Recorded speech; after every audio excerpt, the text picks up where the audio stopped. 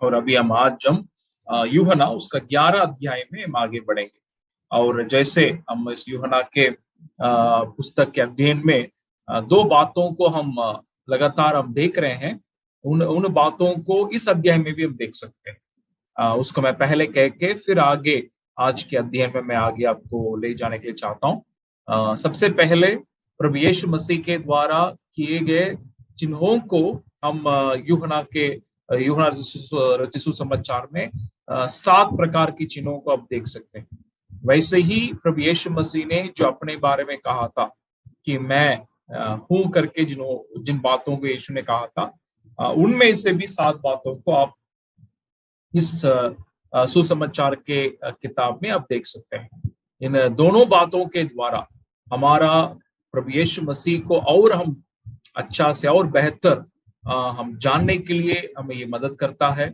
साथ ही हमारा विश्वास और मजबूत होने के लिए और गहरा होने के लिए भी ये मदद करता है। प्रभु यीशु मसीह के चिन्ह क्यों यहाँ दर्शाया गया है, क्यों दिखाया गया है, ताकि हम इस बात को हम समझ सके कि वो प्रभु अभी भी जीवित है और वो उसी प्रकार के कार्यों को वो कर सकता है।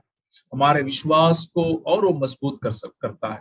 और प्रभु यीशु मसीह के बारे में हम जो इन वचनों के द्वारा हम जान रहे हैं, उसके द्वारा प्रभु के ऊपर हमारा जानकारी, प्रभु के ऊपर हमारा विश्वास बढ़ते जाएगा।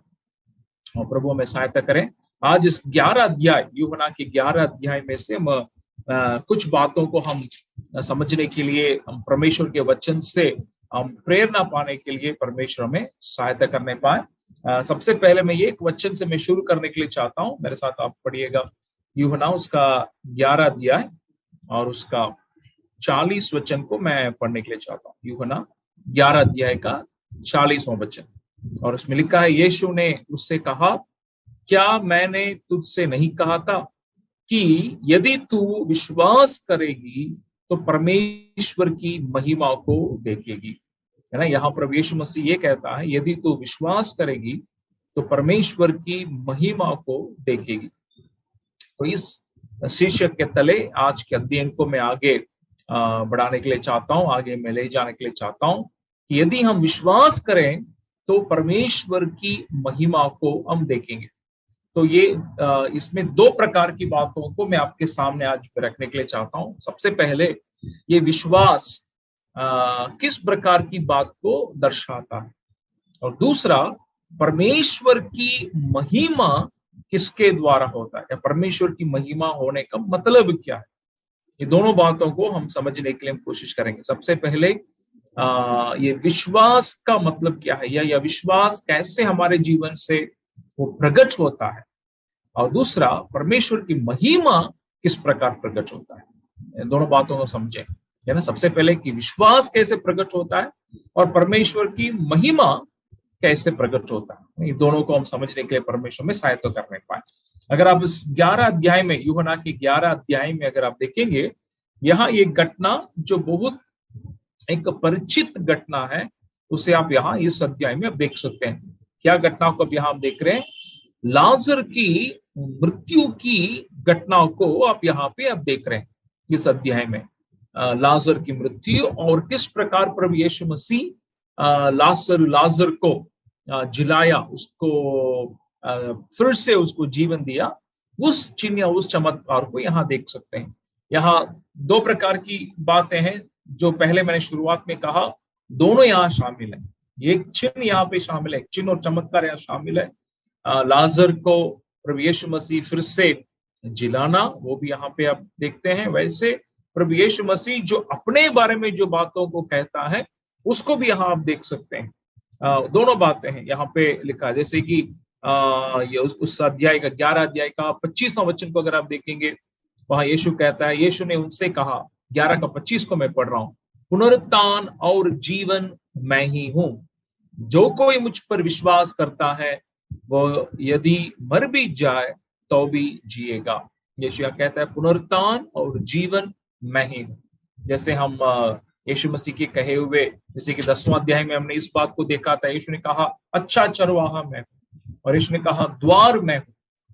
उसी को हमने यूहन्ना के 10वां अध्याय में देखा था। वैसे यहाँ प्रभु यीशु मसीह ये कहता है कि पुनरुत्थान और जीवन मैं ही हूं करके प्रभु यीशु मसीह कहता है। उसी को हम यहाँ पे हम देख रहे हैं, है ना। तो मैं यहाँ पे जैसे मैंने कहा विश्वास का बात को या विश्वास कैसे प्रकट होता है उसको पहले मैं दिखाऊंगा। दूसरा आगे ये महिमा, परमेश्वर की महिमा कैसे प्रकट होती है उसको मैं दिखाऊंगा। सबसे पहले विश्वास हमारे जीवन में कैसे प्रकट होता है उन बातों का मैं दिखाने के लिए मैं चाहता हूँ।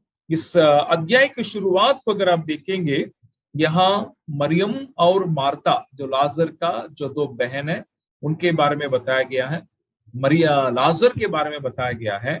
और उसके तीसरा वचन वहां अब मरियम का प्रेम को आप यहाँ देख सकते हैं। सबसे पहले अब उसका मैं पढ़ रहा हूँ, वो वही या पहले वचन से मैं पढ़ रहा हूँ। मरियम और उसकी बहन मार्ता के गांव बेतनिया का लाजर नामक एक मनुष्य बीमार था। यह वही मरियम थी जिसने प्रभु पर इत्र डालकर उसके पांवों को अपने बालों से पोंछा था। उसी का भाई लाजर बीमार था।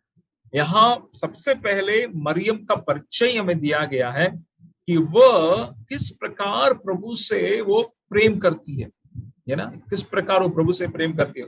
अब वहां देख सकते हैं कि जिसने अपने इत्र डालकर उसके पांवों को अपने बालों से पोंछा था, यानी प्रभु से वो जो जितना ज्यादा वो प्रेम करती थी या प्रेम करती है उसको वहां दर्शाया गया है।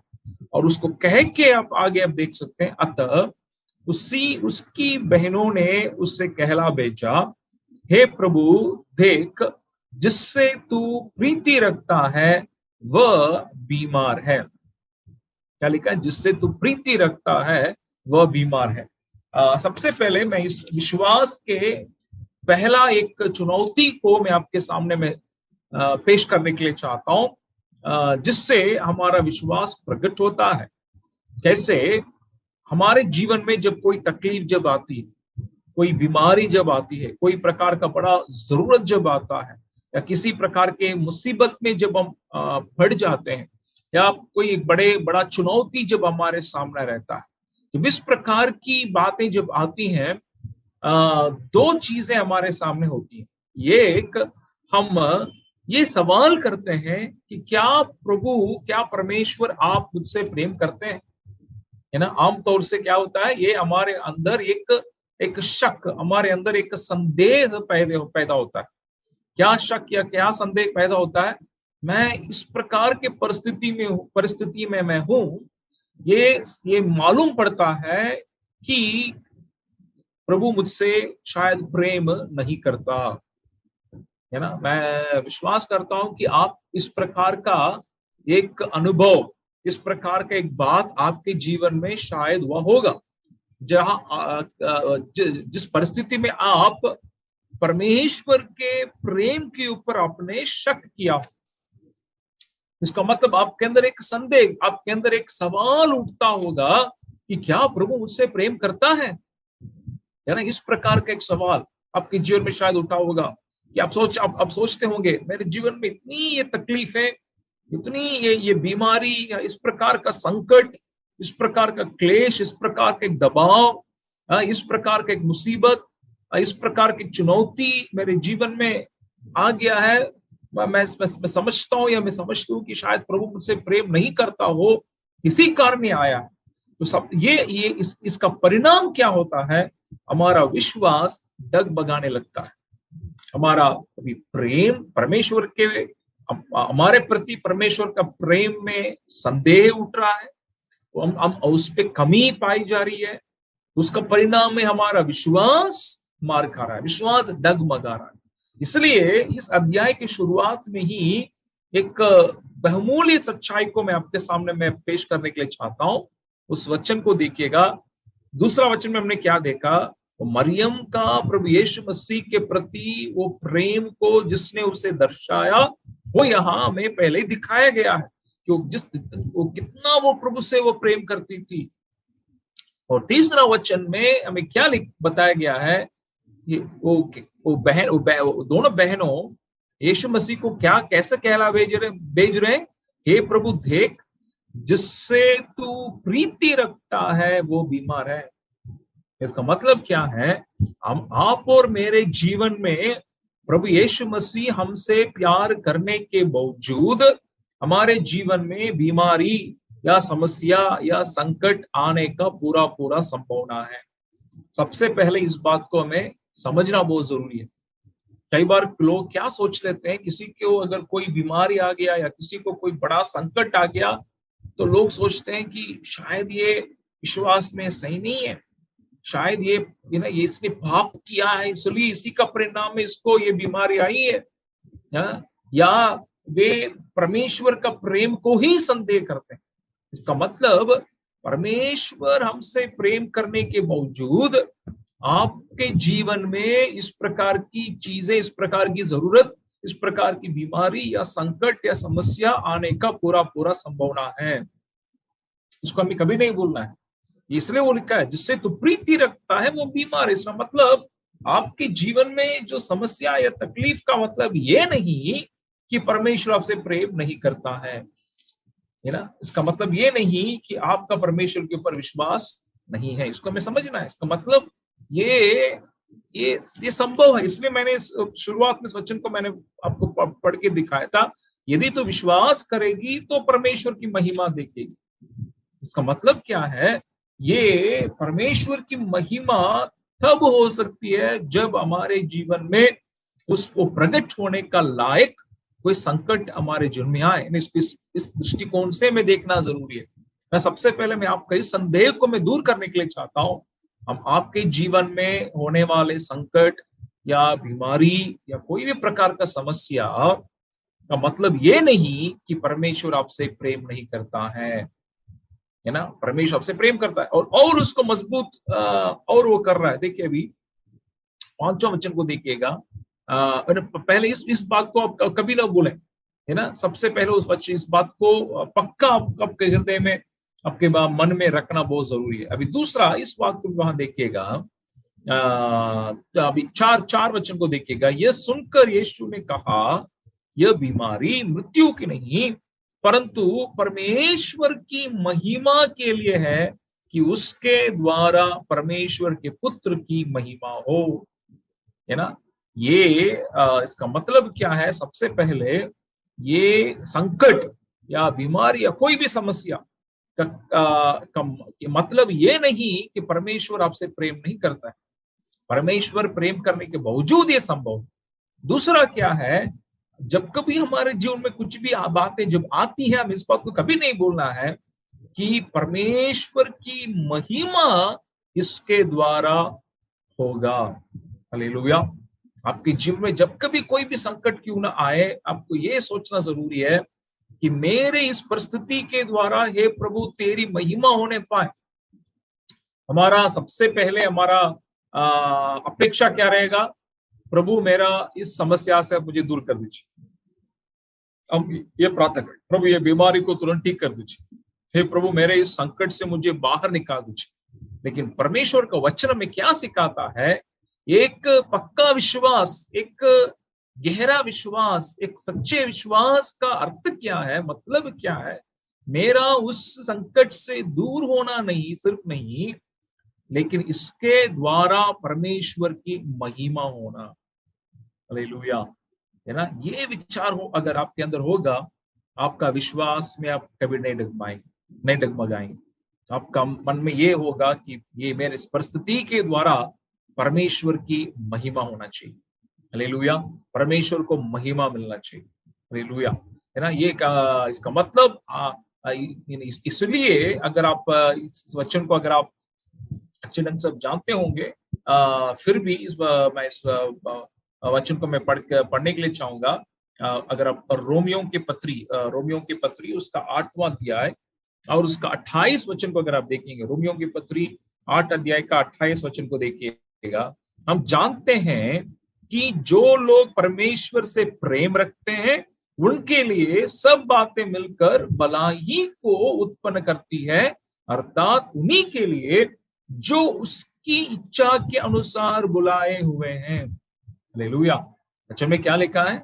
जो लोग परमेश्वर से प्रेम रखते हैं उनके लिए सब बातें मिलकर भलाई को उत्पन्न करती। सारी बातें, यहां आप कुछ भी आप लगा सकते हैं, सिर्फ भलाई की बातें नहीं, सब बातों में क्या है, सब शामिल है। वो भलाई हो या बुराई हो, वो सुख हो या दुख हो, वो अच्छा समय हो या बुरा समय हो, वो संकट हो या कोई कुछ भी क्यों ना हो, सब बातें, सारी बातें मिलकर भलाई को उत्पन्न करती है। किनके लिए? जो लोग परमेश्वर से प्रेम रखते हैं, है ना। आप परमेश्वर से प्रेम रखते हैं। मरियम वहां पे का दर्शाया गया है कि वो कितना परमेश्वर से प्रेम करती है, और यीशु की कितना ज्यादा वह प्रेम करता है वो भी दर्शाया गया है। इसका मतलब ये प्रेम करना और भलाई को उत्पन्न करना, मेरे बात को समझ लीजिएगा। आप प्रभु से प्रेम करना या प्रभु आपसे प्रेम करना, और दूसरे तरफ में भलाई को उत्पन्न करना, ये दोनों के बीच में ही ये सारी बातें हैं। आपका जीवन में होने वाली संकट हो, समस्या हो, बीमारी हो, जरूरत हो, चुनौती हो, बाधा हो, कोई भी बात क्यों ना रहे, ये क्यों? ताकि पर सारी बातों के द्वारा भलाई उत्पन्न हो सके। हालेलुया। ताकि परमेश्वर की महिमा हो सके। अभी उसी अध्याय के अगर आप नीचे आएंगे, ये बहुत मैं उस समय प्यार करता हूं उस वचन से, उसी का 35 वचन, और रोमियो 8 अध्याय का 35 वचन को भी देखिएगा। कौन हमको मसीह के प्रेम से अलग करेगा? क्या क्लेश या संकट या उपद्रव या अकाल या नंगाई या जोखिम या तलवार? जैसा लिखा है, तेरे लिए हम दिन भर घात किए जाते हैं, हम वध होने वाली भेड़ों के समान गिने हुए हैं। परंतु इन सब बातों में हम उसके द्वारा जिसने हमसे प्रेम किया है जीवन से भी बढ़कर हैं। हालेलुया। में क्या लिखा है? बहुत सुंदर है। कौन हमको मसीह के प्रेम से अलग करेगा, है ना। इसका मतलब आपका प्रेम को कोई भी प्रकार, जैसे लिखा है, क्लेश या संकट या उपद्रव या अकाल या नंगा या जोखिम या तलवार, कोई भी बात परमेश्वर के प्रेम से आपको अलग करने को जगह नहीं देना है। सबसे पहले आपका जीवन का विश्वास का बुनियादी सच्चाई या बुनियादी जरूरत परमेश्वर के प्रति आपका प्रेम के ऊपर आधार है। इसको कभी हमें शक नहीं करना है। परमेश्वर क्या मेरे इस संकट के समय में मुझसे प्रेम करता है? हाँ, जरूर आपसे करता है। क्या आप परमेश्वर के ऊपर प्रेम करते हैं? इसी को ऊपर हमें ध्यान देने की जरूरी है।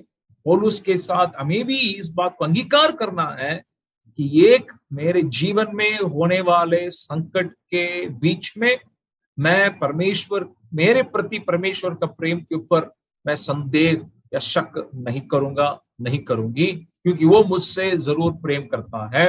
वैसे ही ये संकट या क्लेश या जोखिम या बीमारी या जरूरत परमेश्वर के प्रति मेरे प्रेम से मुझे अलग नहीं करना है। हालेलुया। यही दिखाएगा आप कितना विश्वास में आप मजबूत हैं। आपका विश्वास का, जैसे मैंने शुरुआत में कहा, विश्वास का प्रगटीकरण है। विश्वास कैसे प्रकट होता है? इसी के द्वारा प्रकट होता है। सबसे पहले हमें कभी ये संदेह नहीं करना कि मेरे इस जीवन के परिस्थिति में क्या परमेश्वर मुझसे प्रेम करता है या नहीं करता है। पक्का इस बात को मन में आप ठान लीजिएगा, आपके ऊपर परमेश्वर हर परिस्थिति में आपसे प्रेम करता है। हालेलुया।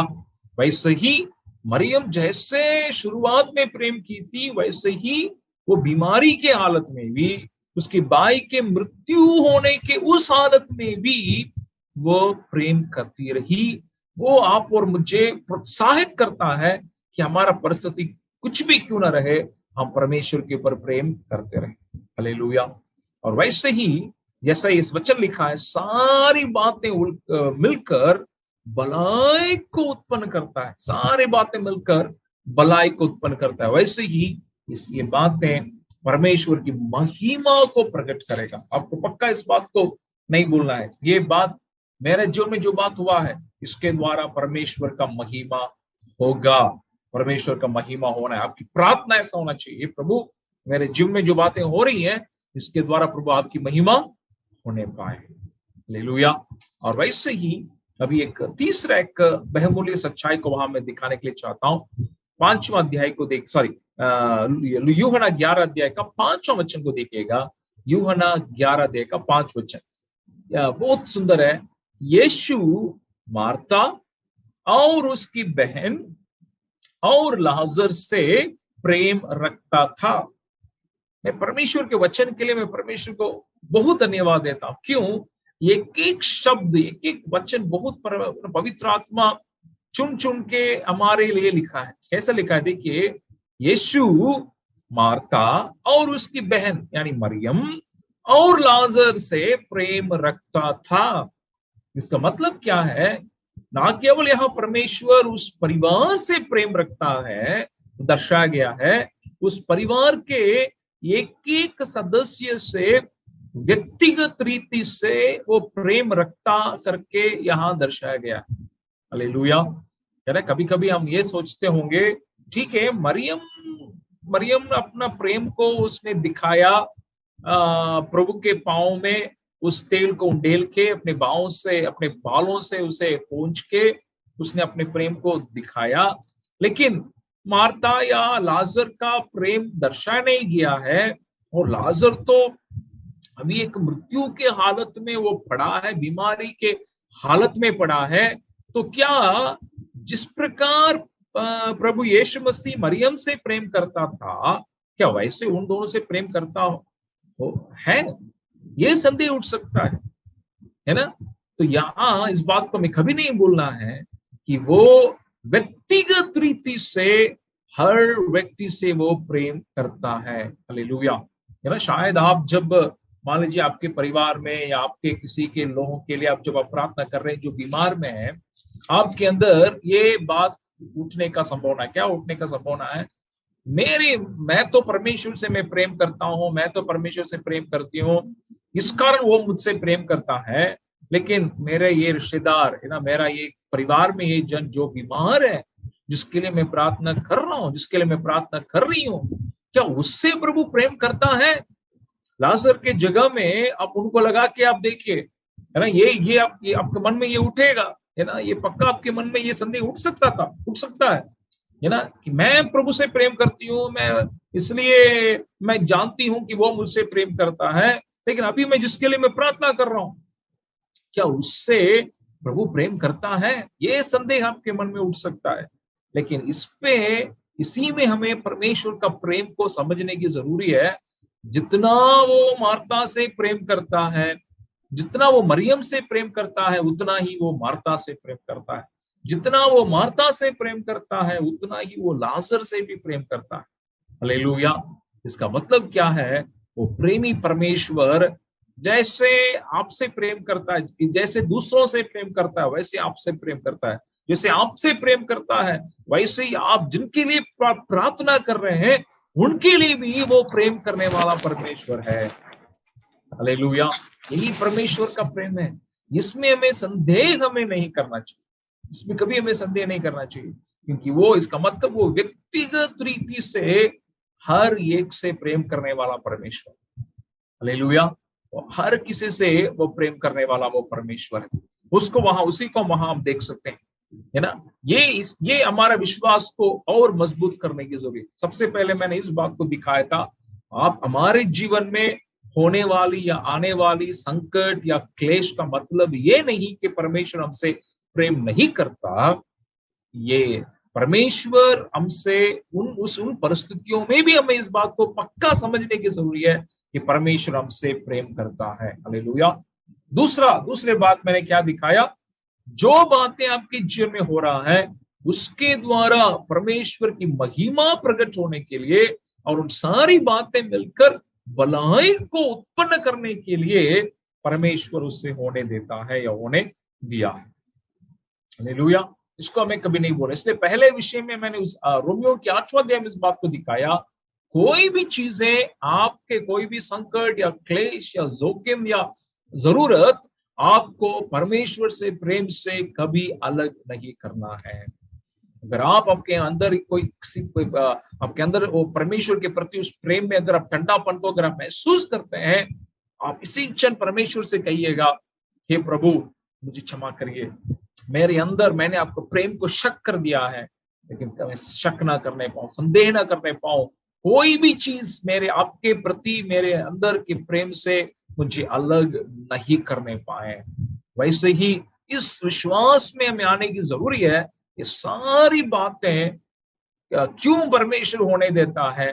ताकि परमेश्वर की महिमा हो और सारी बातें मिलकर भलाई को उत्पन्न कर सके। हालेलुया, भलाई को उत्पन्न कर सके। और तीसरा, इस बात को भी नहीं भूलना है कि जैसा वो और किसी से प्रेम करता है या एक समूह के लिए परमेश्वर, कलीसिया के ऊपर परमेश्वर प्रेम करता है या परिवार के ऊपर परमेश्वर प्रेम करता है, वैसे वो व्यक्तिगत रीति से हर एक जन से प्रेम करता है। और खास तौर से जैसे मैंने कहा, मेरे लिए, मुझसे अगर वो प्रेम करता है, वैसे ही मैं दूसरों के लिए, जिनके लिए मैं प्रार्थना कर रहा हूं, जिनके लिए आप प्रार्थना कर रहे हैं, वो शायद बीमार में हो या कोई जरूरत में हो, किसी प्रकार के संकट में हो, उनसे वो प्रेम करता है। मैं इस बात को मैं सोचता हूँ और इस बात को मैं कहता भी हूँ कि आपको किसी के ऊपर जब आप किसी के लिए जब आप प्रार्थना करते हैं, क्यों प्रार्थना करते हैं? क्योंकि आपके अंदर ये विश्वास है कि प्रभु उनके जीवन में कार्य कर सकता है, वो जरूरी है। दूसरा, आप क्यों प्रार्थना करते हैं किसी के लिए? क्योंकि आप उनके प्रति आप ख्याल करते हैं, आपके उनके प्रति कंसर्न है ना, आपको उनके प्रति अब ख्याल है, इसीलिए आप प्रार्थना कर रहे हैं, उस कंसर्न के कारण आप प्रार्थना कर रहे हैं। तो हर उस प्रकार के परिस्थिति में मैं ये कहता हूँ, क्या कहता हूँ, अगर उस व्यक्ति के प्रति मेरे अंदर इतना अगर ख्याल है, तो उससे बढ़कर परमेश्वर उनके प्रति ख्याल करता है। हालेलुया, है ना। अगर एक मनुष्य होकर अगर हम दूसरों के प्रति अगर हम ख्याल करते हैं, तो सोच लीजिए, जिनके लिए प्रभु यीशु मसीह संसार में आया अपना महिमा छोड़कर, जिनके लिए प्रभु यीशु मसीह अपना लहू बहाया, जिनके लिए प्रभु यीशु मसीह इतना दुख उठाया, जिनके लिए प्रभु यीशु मसीह अपने जीवन दिया, तो क्या वो उनके ऊपर ख्याल नहीं करता है? आप और मेरे ख्याल से बढ़कर प्रभु यीशु मसीह का ख्याल उनके प्रति है, उनका प्रेम उनके ऊपर बड़ा है। हालेलुया। मैं अपने जीवन से एक घटना को मैं कह के मैं आगे बढ़ने के लिए चाहता हूँ। ये मेरे उद्धार का घटना है। शायद मैं इसके पहले कहा होगा, लेकिन इसको मैं दूसरे दृष्टिकोण से मैं कहने के लिए चाहता हूँ। मैं अपने 17 उम्र में प्रभु यीशु मसीह में आने के लिए प्रभु ने मुझे सहायता किया। तो 17 उम्र के पहले हमारे परिवार में हम सब कोई मसीह परिवार नहीं थे, अन्य धर्म को मानने वाले थे। कुछ लोग मेरे परिवार में ये रोमन कैथोलिक उस बातों को मानने वाले थे।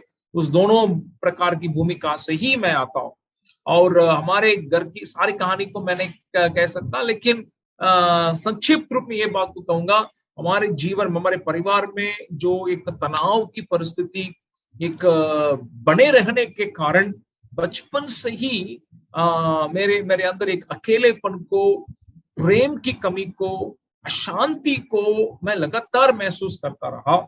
और वो ऐसे परिस्थिति में मुझे डाल दिया, बातें मिलकर, कि मैं जीने का लायक मैं अपने को नहीं समझा। तो सारी बातें बहुत लंबी हैं, लेकिन इस बात को मैं यहाँ पे उस बात को समझाने के लिए इसको मैं कह रहा हूँ। और आखिरी में 17 उम्र में अपने जीवन को खत्म करने के उस प्रकार की एक बुरी एक निर्णय में मैं आ गया था। और आकर मैंने क्या किया, सड़क में अपने साइकिल में जाते वक्त, मैं उस समय इंटर कॉलेज में था, जाते वक्त जानबूझकर मैं सड़क के बीच रास्ते में मैं गया और एक बड़ी दुर्घटना ग्रसित में हो गया था। और दो दुर्घटना के कारण लोगों ने सोचा कि जो भी यहाँ इस पे पड़ा है वो मर चुका है या गंभीर तौर से घायल हो चुका है। वो ऐसा दुर्घटना था।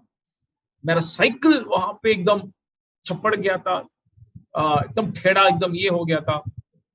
लेकिन आश्चर्यजनक से मैं अपने को, ये सड़क की एकदम बीच ही दुर्घटना हुई, ये बातें हुई जिससे एक्चुअली मैं जानबूझकर ही उसमें अपने को लगाया पड़ा, लेकिन मैं अपने को उस सड़क के एकदम किनारे मेरे अंदर कोई भी चोट बिना अपने को पाए कांपता रहा। मुझे मालूम नहीं हुआ कि क्या हुआ, क्योंकि मुझे ऐसा लगा कि उस बीच सड़क में से, उस दुर्घटना में से किसी ने मुझे उठाकर सड़क के किनारे मुझे रख दिया हो, खड़ा कर दिया हो। परमेश्वर की महिमा। मैं उस समय यीशु मसीह को मैं नहीं जानता था, या जानता था या मतलब सुनता था, बस रिश्ता नहीं था, बाइबल में नहीं पढ़ा, लेकिन मेरा जान बचाया गया उस दिन। कांपते कांपते हुए मैं अपने वहां क्लास में मैं गया और जाकर के बैठा, एकदम काम मेरे अंदर सबकी मुझे समझ में नहीं आ रही थी कि क्या हुआ, है ना, कि कैसा मैं दुर्घटना में मुझे मरना था या कम से कम गंभीर तौर से मुझे घायल होना था, लेकिन किसी ने मुझे वहां से उठा के किनारे कर दिया। मालूम नहीं हो रहा है कि कैसा ये संभव है। उस बात को सोचते सोचते मैं जाके बैठा। जैसे मैं बैठा, मेरे पास एक लड़का जो मेरे साथ पढ़ाई करता था, वो मुझसे कहने लगा कि मरियोश, आज तुम्हारा जीवन जाना था, लेकिन तुम आज बच गए हो। दूसरा एक धक्का लगा कि भैया पहले ही तो मेरे धक्का कि मुझे कौन उठाया, सड़क के किनारे कराया, वो तो मालूम नहीं है। अब ये आज मेरे साथ जो घटा, उसको मैं ये कह रहा है कि मेरे साथ क्या बीता। मैं पूछा कि तुमको कैसे मालूम है? उसने कहा प्रभु यीशु मसीह ने ही तुम्हें बचाया है। मैंने कहा प्रभु यीशु मसीह ने, ये कैसा संभव है? तो उसने मुझसे ये कहा, मैं तुम्हारे उद्धार के लिए 5 साल प्रतिदिन मैं तुम्हारे लिए प्रार्थना करते आया। हालेलुया। 1 साल 2 साल नहीं, 5 साल लगातार प्रतिदिन वो मेरे लिए प्रार्थना करते आया। और उस दिन के सुबह परमेश्वर ने उससे प्रार्थना के समय परमेश्वर ने उससे बात किया है, उसके अंदर एक प्रेरणा दिया है कि शैतान आज जिसके लिए तुम प्रार्थना कर रहे हो, उसको, उसके जीवन को खत्म करने के लिए चाहता है, लेकिन मैं उसे बचाने के लिए चाहता हूं और मैं अपनी महिमा के लिए इस्तेमाल करने के लिए चाहता हूं। हालेलुया। और उसने मेरे लिए प्रार्थना किया, हे प्रभु, शैतान उसके जीवन को ना लेने पाए, आप उसे बचाइए। और परमेश्वर ने मुझे बचाया। ना केवल मुझे परमेश्वर ने जीवन दिया, उस दिन से उस अनंत जीवन को भी पाने का, भागीदार होने का मौका प्रभु ने मुझे दिया। हालेलुया। इसका मैं क्यों मैं कह रहा हूं, जो लड़का, जो व्यक्ति मेरे ऊपर ख्याल करने के कारण मेरे उद्धार के लिए वो लगातार अगर वो प्रार्थना कर रहा था, वैसे ही उससे भी बढ़कर मेरे ऊपर वो परमेश्वर प्रभु यीशु मसीह ख्याल करता है। हालेलुया। इसलिए जिस दिन शैतान मेरे जीवन को लेने के लिए चाहा, परमेश्वर उससे और प्रार्थना करने के लिए उससे प्रेरणा किया। ना केवल प्रेरणा किया, प्रभु यीशु मसीह आकर वहां अपने स्वर्गदूत को भेजकर मेरे जान को उस दिन बचाया। हालेलुया। इसका मतलब क्या है? परमेश्वर हम जिनके लिए प्रार्थना करते हैं, हमसे ज्यादा वो ख्याल करने वाला परमेश्वर, इसे हमें कभी नहीं भूलना है। यही हमारा विश्वास को मजबूत करेगा, है ना। और वहां इसलिए मैं उस 5वां वचन में से उस बात को मैंने दिखाया। अभी आगे 6वां वचन में से एक और बात को मैं दिखाने के लिए चाहता हूँ। चौथे विषय को मैं दिखाने के लिए चाहता हूँ। 6 वचन को देखेगा। फिर भी जब उसने सुना कि वो बीमार है, तो जिस स्थान पर वो था वहां 2 दिन और ठहर गया। क्या हो गया? प्रभु के पास खबर पहुंच गया है, खबर आ गया है, उसके पास वो समाचार पहुंच चुका है कि लाजर बहुत बीमार है, मरने के हालत में है। उसको सुनने के बाद भी वहां हम क्या देख रहे हैं? वहां 2 दिन और ठहर गया। इसका मतलब क्या है? आप प्रार्थना करने के बावजूद, आप लगातार परमेश्वर से मांगने के बावजूद कुछ बातें देरी होने का संभावना है। अब आप इसको अनुभव किए होंगे। आप प्रभु से कहे होंगे, हे प्रभु, मैं प्रार्थना कर रहा हूं, लगातार मैं प्रार्थना कर रही हूं, लेकिन ये देरी क्यों? Why is this delay? हे प्रभु, ये मैं जिस प्रकार मैं अपेक्षा करता हूं, जिस प्रकार मैं अपेक्षा करती हूँ कि ये बातें तुरंत होना है, क्यों नहीं हो रहा है ना? आपका अंदर इस प्रकार का एक इस प्रकार की एक हालत में आप शायद आप हैं, आप पाए गए होंगे, है ना? जब देरी होती है, यहाँ प्रभु को सुनने के बाद भी 2 दिन वो ठहर गया। यहाँ यहाँ 2 बात को मैं कहने के लिए चाहूंगा। ये जब देरी होती है तब भी हमारे अंदर एक निरुत्साह पैदा होता है और हमारे अंदर एक शक यहाँ भी होने का संभावना है कि शायद प्रभु मेरे हालत को नहीं देख रहा है। लेकिन मेरे प्रियो में एक बात को मैं कहने के लिए चाहता हूँ, देरी का मतलब ये नहीं कि प्रभु आपके हालत को वो नहीं जान रहा है। वो भली भांति वो जानने के बावजूद, वो अच्छा से जानने के बावजूद वहां परमेश्वर देरी कर सकता है। हालेलुया, है ना? देरी परमेश्वर का महिमा को प्रकट करने का कारण बन सकता है ना? Delay can bring glory unto God. और दूसरा ये भी कहने के लिए चाहूंगा, देरी का मतलब ये नहीं कि परमेश्वर आपका प्रार्थना का उत्तर नहीं दे रहा है, या देरी का मतलब ये नहीं कि परमेश्वर आपकी बातें अपेक्षा को तिरस्कार कर रहा है ना? ये भी नहीं है। यहाँ एक बात को मैं समझने की जरूरी है, परमेश्वर अपने महिमा को प्रकट करने के लिए चाहता है, वैसे ही परमेश्वर अपने तरीका से अपने समय में वो कार्य करने के लिए चाहता है। हालेलुया। इसके लिए भी हमें जगह देना या अपने को सौंपना जरूरी है कि हे प्रभु, आप अपने तरीका से अपने समय के अनुसार आप कार्य कीजिए। मान लीजिए यहाँ प्रभु देरी नहीं करता, अब पहले ही आ जाता, क्या होता? बीमारी के हालत से ही लाजर को प्रभु ठीक कर सकता था, है ना? लेकिन प्रभु देरी करने के कारण क्या हुआ? लाजर मर चुका था, मरने के बाद प्रभु आकर उसको जिंदा किया, जिसके कारण क्या हुआ? परमेश्वर की महिमा और प्रकट होने लगी और लोग प्रभु के ऊपर विश्वास करने लगे, उसे और जानने लगे, उसको महिमा करने लगे। हालेलुया। प्रभु का कार्य करने का तरीका दूसरा है, उसका समय उसके अनुसार, प्रभु का समय के अनुसार वो कार्य करता है। कि देरी में हमें निरुत्साह कभी नहीं होना। ये इसको भी मैं अपने जीवन में अनुभव किया हूं, अनुभव के साथ में आपसे मैं इस बात को मैं आपसे मैं बात कर रहा हूँ। ये मेरे जीवन से एक और बात को मैं घटना को मैं याद करता हूँ। कई ऐसे घटनाओं को मैं आपसे गवाही के लिए मैं आपसे मैं बांट सकता हूँ। हमारे शादी होने के बाद, मेरा और मेरी पत्नी की शादी होने के बाद हम लोग का बच्चा नहीं हो रहा था। 1 साल, 2 साल, 3 साल, 4 साल लगातार होते रहा 8 साल, है ना? मैं देरी को मेरे जीवन में पूरा मैं अनुभव किया हूं इस परिस्थिति में और जानता भी। लेकिन प्रभु को धन्यवाद हो, परमेश्वर को महिमा हो, हमारे अंदर शक नहीं हुआ। कारण क्या है?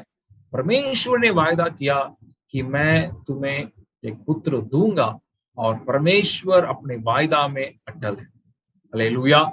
जैसे मैंने कहा, देरी का मतलब ये नहीं कि उसने तिरस्कार किया है, वो अपने तरीका से अपने समय में वो कार्य करेगा, उसके लिए हमें इंतजार करना है। और हमारे शादी के 10वें साल में वही हमारा बेटा हमें हुआ। और यहाँ भी आश्चर्य क्या है, कई प्रकार की मेडिकल साइंस के आधारित कई प्रकार की बाधाएं थी, लेकिन वहां परमेश्वर ने अपने महिमा को प्रकट किया। और न केवल ये, परमेश्वर मुझे मेरे बेटे का जन्म का तारीख तक परमेश्वर ने बताया था, इस तारीख को, इस समय वो जन्म लेगा, वो बेटा होगा और तुम उसका नाम, परमेश्वर ने उसका नाम मुझे दिया था, वरदान रखना। परमेश्वर ने मुझे उसका नाम तक परमेश्वर ने दिया, वो तारीख, वो समय और उसका नाम परमेश्वर ने दिया। जैसे परमेश्वर ने कहा, ठीक उसी तारीख को मैं अपने मोबाइल में जो कैलेंडर होता है ना, पहले ही उस कैलेंडर में मैं उसको डाल दिया, वहां लिख दिया बेबी बॉर्न बेबी बॉर्न करके मैं लिख दिया कि बच्चा जन्म ले चुका है। उसी तारीख में, उस समय में लिख चुका था उसका नाम भी मैं लिख चुका था। और परमेश्वर ठीक उसी दिन, उसी समय, और परमेश्वर ने दिया, बेचा दिया, और वैसे उसका नाम वरदान रखा। क्यों मैं कह रहा हूँ, इंतजारी बहुत बहुत बहुत आसान नहीं है हमारे लिए। मैं पूरा पूरा उसकी इंतजारी का, देरी का दर्द को मैं पूरा पूरा मैं उसको समझता हूँ, अनुभव किया हूँ मेरे प्रियो। लेकिन उसके बीच कभी भी परमेश्वर का प्रेम के ऊपर अब संदेह करने को जगह ना है। हालेलुया। या परमेश्वर की देरी के कारण आप ये समझ ले, परमेश्वर अपने समय में अपने तरीका से वो कार्य करने के लिए पूरा आपको सौंप दे। और यहाँ तक कि मैं सेवक हूं, मैं सेवा करता हूं, कई लोगों के लिए मैं प्रार्थना करता हूं, कई लोगों की जिनमें परमेश्वर के कार्यों को देखता हूं, लेकिन उसके वो खुशी खुशी आनंद के साथ, अगर मेरे अंदर वो प्रेम, परमेश्वर के प्रति प्रेम नहीं होता या परमेश्वर के प्रति विश्वास नहीं होता, मैं हिम्मत के साथ, आनंद के साथ उन दिनों में परमेश्वर की सेवा नहीं कर सकता। मेरी बात समझ रहे हैं? इसका मतलब आपके जीवन में जो बातें बीत रही हैं, वो आपके परमेश्वर के प्रति प्रेम से, या परमेश्वर के प्रति विश्वास से, या परमेश्वर के लिए आप जो सेवा करने के लिए चाह रहे हैं या कर रहे हैं, उसमें कभी भी कमी या बाधा को नहीं लाना है। हालेलुया। वो यहाँ 2 दिन वो ठहर गया, वो परमेश्वर, इसका मतलब ये नहीं जैसे मैंने कहा कि वो नहीं जानता है, वो पूरा पूरा आपके हालत को जानने के बावजूद वो देरी अगर कर रहा है, इसका मतलब वो अपने तरीका से, अपने समय में, अपने महिमा के लिए वो इंतजार कर रहा है। हालेलुया। इस बात को कभी ना बोले। कई बातें और हैं, सिर्फ एक और बात को मैं दिखा के मैं अंत करने के लिए चाहता हूँ। और एक बात को मैं दिखा के अंत करने के लिए चाहूंगा। उसका 12 और 13 वचन को अगर आप देखेंगे, यहाँ चेलों से प्रभु यीशु मसीह बात को कह रहा है। 12 वचन को देखिएगा। तब चेलों ने उससे कहा, हे प्रभु, यदि वो सो गया है तो स्वस्थ हो जाएगा। प्रभु ये कहा, वो सो रहा है, लाजर सो रहा है, जबकि वो मर चुका है। यीशु सोने के शब्द को इस्तेमाल कर रहा है, चेले उसको समझ नहीं पा रहे हैं। अभी 13 वचन को देखिए। यीशु ने तो उसकी मृत्यु के विषय में कहा था, परंतु वे समझे कि उसने नींद से सो जाने के विषय में कहा। यहां समस्या क्या है? चेले होने के बावजूद परमेश्वर की बातों को वे समझ नहीं पा रहे हैं। कभी कभी हमारे इस संकट में, हमारे इस प्रकार की परिस्थिति में हमारा विश्वास डगमगाने का, विश्वास प्रकट नहीं होने का कारण क्या है? हम परमेश्वर की बातों को नहीं समझना, परमेश्वर की बातों को हम सही तौर से उसको नहीं परखना, not discerning what God is doing, not understanding God's ways, है ना। यहाँ अय्यूब के जीवन को मैं याद करता हूँ। अगर अय्यूब के किताब को अगर आप पढ़ेंगे, वो अय्यूब बारंबार इसी बात को वो कहता है। उसका सवाल क्या है? प्रभु, मेरे जीवन में जो बातें बीत रही हैं, उसके कारण को मैं समझ नहीं पा रहा हूं। वो एक धर्मी जन होने के बावजूद वो कई बहुत बड़े हानि को उसने अनुभव किया। अपने पुत्र और पुत्रियों को खोया, अपने संपत्ति को खोया, अपने लोगों को खोया, अपने स्वास्थ्य को खोया, और अपने मित्रों के उसके प्रति जो एक आदरता उसको भी खोया। अपने उसके मित्र भी उस बात को नहीं समझ रहे हैं कि वो कह रहे हैं कि शायद ये पापी होगा, ये अय्यूब, इसी कारण उसके जीवन में सारी बातें आई है, जबकि वो पापी नहीं है, वो धर्मी जन है। लेकिन इसलिए वो बारंबार प्रभु से कह रहा है, हे प्रभु, मैंने बाएं ढूंढा, मैं दाएं ढूंढा, मैं सब जगह आपको मैं ढूंढा, मैंने आपको नहीं पाया। इसका मतलब उसके अंदर एक कारण वो नहीं समझ पा रहा है। इसका मतलब यहाँ चेले भी परमेश्वर की बातों को समझ नहीं पा रहे हैं। कभी कभी आपके जीवन में पूरा पूरा संभावना है, आप परमेश्वर की तरीका को या परमेश्वर क्यों होने दिया आपके जीवन, इस बात को आप समझ नहीं पाएंगे। लेकिन आप चिंता मत करें, आप सारे बातों को नहीं समझने के बावजूद परमेश्वर के ऊपर विश्वास करना, प्रेम करना ही सच्चा विश्वास है। हालेलुया। विश्वास और प्रेम का मतलब ये नहीं कि मैं सारे बातों को मैं समझ चुका हूं या मैं समझ सकता हूं। परमेश्वर जो बातों को कर रहा है मैं समझ नहीं पा रहा हूं, लेकिन फिर भी मैं विश्वास करता हूं। मैं सारी बातों को मैं समझ नहीं पा रहा हूं, देख नहीं पा रहा हूं, परख नहीं पा रहा हूं, फिर भी मैं प्रभु से प्रेम करता हूं। हालेलुया। यही आपका विश्वास का मजबूती है, यही आपका विश्वास का प्रकटीकरण है। मेरा प्रियो, परमेश्वर आपको सहायता करने पाए ना। जब आप नहीं समझते हैं तब भी परमेश्वर के ऊपर विश्वास करने के लिए प्रभु आपको सहायता करें। एक और बात को मैं दिखा के मैं अंत करने के लिए चाहूंगा। परमेश्वर की महिमा, अभी तक एक्चुअली मैंने जो कुछ दिखाया विश्वास का प्रकटीकरण को ही मैंने दिखाया। विश्वास कैसे प्रकट होता है, महिमा कैसे प्रकट होता है, उसको पूरा मैं नहीं दिखा पा रहा हूँ, समय इतना नहीं हमारे पास। फिर भी मैं ये एक विषय को मैं दिखा के परमेश्वर की महिमा इस परिस्थिति में कैसा प्रकट हो रहा है, इसको देखिएगा। 19वां वचन, उसे देखकर 19वां वचन को देखिएगा। बहुत से यहूदी मार्था और मरियम के पास उनके भाई की मृत्यु पर शांति देने के लिए आए थे। क्या हो रहा है, वहां बहुत से यहूदी वहां पे इकट्ठे हैं शांति देने के लिए ना। क्या होता है, जब भी कोई मृत्यु किसी का हो जाता है तो उसमें क्या होता है, उनके पड़ोसी आते हैं, उनके जो मित्र हैं वे आते हैं, और वहां उस गांव या उस समूह में जो लोग हैं सबको आते हैं ना, सबको वहां पे चले आते हैं। यहाँ प्रभु का देरी होने के कारण अभी क्या हो रहा है, बहुत बड़ा भीड़ वहां जमा हो गया है। अब इसका परिणाम क्या है ये देखिएगा। इस वचन को अगर आप देख सकते हैं, 45 वचन को देखिएगा। 45 वचन को, तब जो यहूदी मरियम के पास आए थे और उसका ये काम देखा था, उनमें से बहुतों ने उस पर विश्वास किया। हालेलुया। यहाँ अगर उस घर में मृत्यु नहीं होता, इतने सारे लोग वहां इकट्ठे नहीं होते। अभी प्रभु का देरी होने के कारण वहां मृत्यु तो हो चुका है। यहां तक कि उस हालत, कैसा हालत है, 39 वचन को देखिएगा, 39 को देखिएगा। यीशु ने कहा, पत्थर हटाओ। उस मरे हुए की बहन मार्था उसे कहने लगी, हे प्रभु, उसमें से अब तो दुर्गंध आती है, क्योंकि उसे मरे 4 दिन हो चुके हैं। दुर्गंध आने तक देरी होगी। 4 दिन हो गया, मर चुका है, अभी कब्र में रखा गया है, दुर्गंध निकल रहा है। लेकिन सारी बातों के पीछे क्या हो रहा है, एक बहुत बड़ा भीड़ अभी प्रभु पर विश्वास करने के लिए तैयार किया जा रहा है। हालेलुया।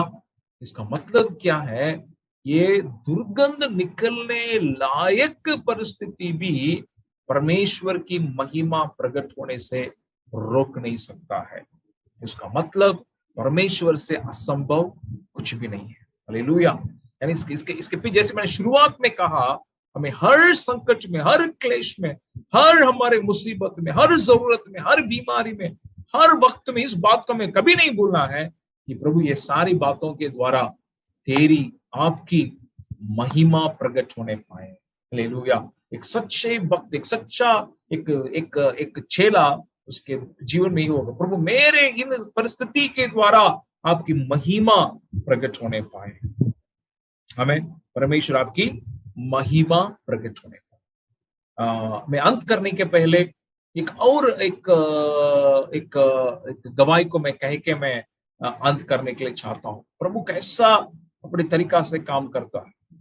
कुछ साल नहीं, कई साल के पहले मैं मुंबई शहर में एक मीटिंग में था, और वहां बहुत मुझे थकावट लगने लगा। 1 सप्ताह का मीटिंग था, थकावट लगने लगा। मैं सोचा कि गर्मी की मौसम है और मैं वहां यात्रा करके वहां जाके प्रचार कर रहा हूँ, शायद उसी के कारण मेरा थकावट है। और मैं वहां से वापस बिहार में आया और मीटिंग खत्म करके वापस आया, शरीर में और थकावट महसूस करने लगा, ग्लूकोज पीने लगा, थकावट दूर नहीं हुआ। और उसी के बीच में मैं एक गांव में वहां एक कन्वेंशन में प्रचार करने के लिए चला गया। वहां से आया तो मुझे और बीमार में पड़ गया, बुखार ज्यादा चढ़ने लगा। अस्पताल में जाके मैं खून का जांच जब कराया, मालूम पड़ा कि मेरा सेरिब्रल मलेरिया हो चुका है। तो जिस गांव में मैं रह के कन्वेंशन के प्रचार में गया, वहां जो मच्छर मुझे काटा, सेरिब्रल मलेरिया कहते हैं ना, कि जो हमारे मस्तिष्क के ये ब्रेन फीवर जो कहते हैं, सेरिब्रल मलेरिया हो चुका था एकदम गंभीर तौर से। इसके पहले ही मेरे शरीर में थकावट है। इसका परिणाम क्या हुआ, मेरी आंखों की रोशनी कम होने लगा। 10 फुट के आगे मैं देख नहीं पाया कि वहां कौन खड़ा है, देख नहीं पा रहा, सफाई से देख नहीं पा रहा हूं। और इसी के बीच में मेरा खून जब जांच कराया गया अस्पताल से, फोन करके मुझे लोग बोलने लगे आपका खून में जो शुगर जो लेवल है वो 500 हो गया है। मुझे मालूम नहीं कि पहले तो मेरा शुगर वगैरह तो नहीं था, अचानक मुझे ये मालूम पड़ रहा है सेरिब्रल मलेरिया है, 500 मेरा शुगर लेवल है, आंखों की रोशनी में कमी हो रही है। और उसी के बीच वहां जो डॉक्टर बोलने लगे आपको तुरंत जाके आपको आंख को टेस्ट करना जरूरी है, नहीं तो आपका आंख पूरा पूरा चला जाएगा, रोशनी चली जाएगी। लेकिन अगले ही सप्ताह एक जवानों का मीटिंग था जिसके लिए मैं अपने को तैयार कर रहा था, जिसमें लगभग 1500 जवान आने वाले थे, जिसमें मुझे प्रचार करना था। तो मैंने डॉक्टर से कहा डॉक्टर आपको तो मालूम है आने वाले सप्ताह में जवानों को मीटिंग है जिसमें 1500 जवान आने वाले हैं, जिसमें मुझे प्रचार करना है, उसके लिए मैं तैयार कर रहा हूँ। इसको छोड़ के मैं अपने आंख की जांच के लिए मैं, क्योंकि वहां नहीं था, मुझे दूसरे शहर में जाना था, वहां जाके मैं भर्ती नहीं हो सकता हूं। तो मैंने कहा ये मीटिंग होने दीजिए, फिर उसके बाद में जाऊंगा। इसके बीच में प्रार्थना करते रहा और मैं प्रभु से ही कहा कि प्रभु जो हो रहा है आपकी भलाई के लिए, आपकी महिमा के लिए, है ना, आप अपना कार्य करिए। मैं ये शरीर के कमजोरी के बीच, ये मेरे बुखार के बीच, सेरिब्रल मलेरिया के बीच, जो आंखों में कम रोशनी के साथ मैं उस मीटिंग के लिए पूरा तैयार किया, पूरा आत्मा में मैं भरा। परमेश्वर ने उस जबरदस्त वहां जवानों की मीटिंग में इस्तेमाल किया परमेश्वर के नाम की महिमा के लिए। आखिरी सभा में, एकदम आखिरी सभा में वहां मैंने जवानों को चुनौती दिया, परमेश्वर के सेवकाई के लिए मैंने उनको बुलाया। मैं अपनी उस गवाही को उस समय मैंने बुलाया कि आप ये 3 दिन की कन्वेंशन में, इस यूथ कन्वेंशन में, आप मेरे शरीर की ना को थकावट या मेरे बुखार या मेरे जो भी बीमारी या आंखों की रोशनी की कमी को आप जरूर महसूस नहीं की। लोगों ने आश्चर्य किया कि ये कैसे संभव है, इनको तो देखने से ऐसा तो लग नहीं रहा है स्टेज में से। इसको कह के मैंने कहा क्योंकि परमेश्वर मुझे यहाँ मजबूत किया है, अपने बल को दिया है। और मैंने कहा जब कह के जब मैंने अर्पणता में मैं जब ले गया, लगभग सबके सब अपने को परमेश्वर के लिए और सेवा के लिए अपने को अर्पण किए। हालेलुया, परमेश्वर के नाम की महिमा होने पाए। लेकिन ये यहाँ गवाही का अंत नहीं है। क्या हुआ, जैसे मैं उस आखिरी मीटिंग को करके वो जज जो स्टेज है वहां जो ऑडिटोरियम है, वहां से मैं बाहर निकला, जैसे मैं बाहर निकला, जैसे वहां बाहर आया, मेरी दोनों आंखों की रोशनी जो मैं कहा कि कम हो चुका था, अचानक ये उसी क्षण मेरी आंखों की रोशनी वापस चली आ गई थी। हालेलुया, अब तुरंत मेरे आंखों में रोशनी वापस चला आ गया। 10 फुट से आगे मैं देख नहीं पा रहा था, धुंधला था, पूरा साफ मैं देख सका। वहां वो डॉक्टर भी खड़े थे। मैं उनसे कहने लगा, है ना, देखिए मेरा आंखों में रोशनी वापस चली आ गई है। इसको मैं क्यों आपसे बांट रहा हूं, परमेश्वर उसको इसलिए होने दिया, उस क्षण तक परमेश्वर देरी किया क्योंकि परमेश्वर वहां अपना महिमा को वहां प्रकट करने के लिए चाहता था, ताकि वे जवान, वो लोग परमेश्वर के लिए अपने को अर्पण करें। जैसे परमेश्वर का कार्य पूरा हुआ, मैं बाहर निकला, परमेश्वर मैं अपने चिन्ह को, अपने चमत्कार को मेरे चिन्ह में भी होने दिया। हालेलुया, इसका मतलब परमेश्वर अपने तरीका से अपने समय में कार्य करने के लिए हमें पूरा हमें जगह देना है। ये हमें कभी हमारे विश्वास में डगमगाना नहीं। दूसरा, हमारे प्रेम में कभी ठंडा होने नहीं देना है। या तीसरा, परमेश्वर हमारे प्रति जो परमेश्वर का प्रेम को संदेह करने नहीं देना है। चौथा, हम जो अपेक्षा करते हैं वो अपेक्षा में देरी होने के कारण हमें परमेश्वर की कार्य के ऊपर या परमेश्वर के तरीका के ऊपर या परमेश्वर के समय के ऊपर हमें संदेह नहीं करना है, पूरा विश्वास करना है। और पांचवा, परमेश्वर की महिमा इसके द्वारा प्रकट होने के लिए अपने सौंपने की जरूरत है। हालेलुया, परमेश्वर को सहायता करने पाए और आपके विश्वास को मजबूत करें और परमेश्वर आपकी महिमा। आइए हम प्रार्थना करें, जहां कहीं भी है हम प्रार्थना करें ताकि ये विश्वास हमारे अंदर परमेश्वर और बढ़ाए, परमेश्वर के प्रति उस प्रेम को और हमारे अंदर बढ़ाए। Hallelujah, hallelujah. धन्यवाद हो स्वामी। प्रभु आज भी इस यूहन्ना के 11 अध्याय में से अब हमसे बात करने के लिए प्रभु के ये गवाहियों के द्वारा, प्रभु तेरे वचन की जानकारी की सच्चाई के द्वारा, प्रभु आपके प्रति उस प्रेम के बारे में, इस विश्वास के बारे में, और आपके कार्य करने के तरीका के बारे में, और आपकी महिमा प्रकट होने के बारे में आपने हमसे बात किया है। उसके लिए धन्यवाद देते हैं। जितने भी यहाँ प्रभु इस मीटिंग में जुड़े हैं, उनके जीवन में भी प्रभु तू ऐसे ही कार्य करने के लिए मैं प्रार्थना करता हूँ। और प्रभु तेरे ऊपर ऐसा विश्वास करने के लिए, ऐसे ही प्रेम करने के लिए तो सहायता कर, ताकि इनके जीवन के द्वारा तेरा महिमा लगातार होने पाए। धन्यवाद देते हुए तेरे हाथों में एक और बार समर्पण करते हुए ये प्रार्थना उद्धार करता प्रभु यीशु मसीह के नाम से मांगते हैं। सुनी दया से।